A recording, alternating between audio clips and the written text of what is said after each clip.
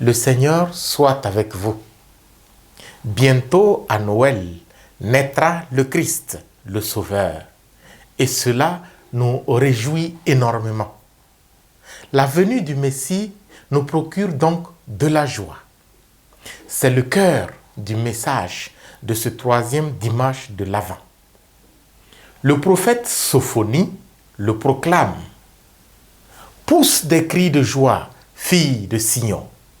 Éclate en ovation, Israël. Réjouis-toi. De tout ton cœur, bondis de joie. Et dans la lettre aux Philippiens, Paul le confirme. Frères, soyez toujours dans la joie du Seigneur. Je le redis, soyez dans la joie. Que votre bienveillance soit connue de tous les hommes.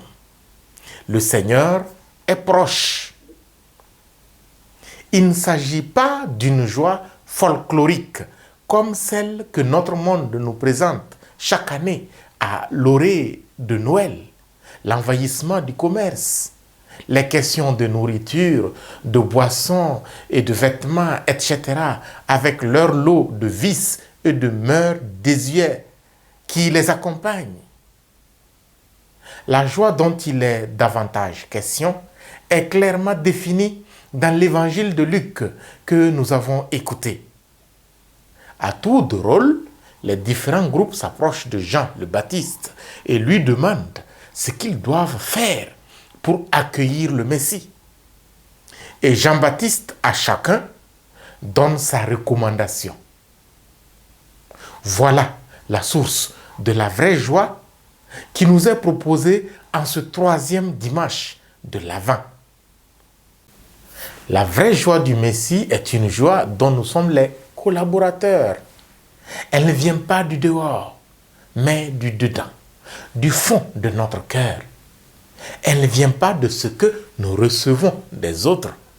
Elle vient plutôt de ce que nous donnons aux autres, de ce que nous faisons aux autres.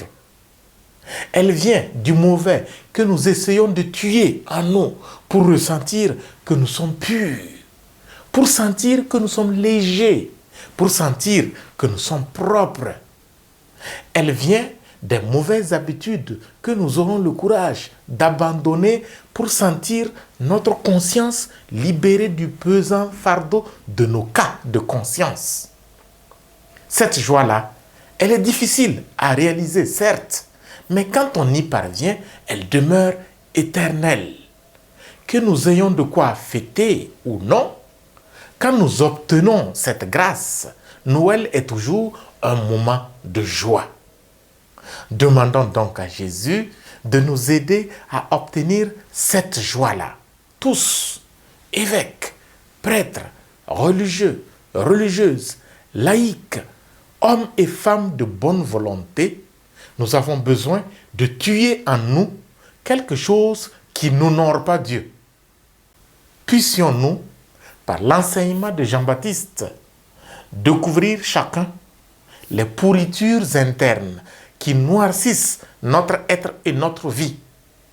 Et par notre désir et nos efforts à les nettoyer, nous obtenions à Noël une joie qui dure, une joie pure. Que le Messie lui-même nous y aide. Amen.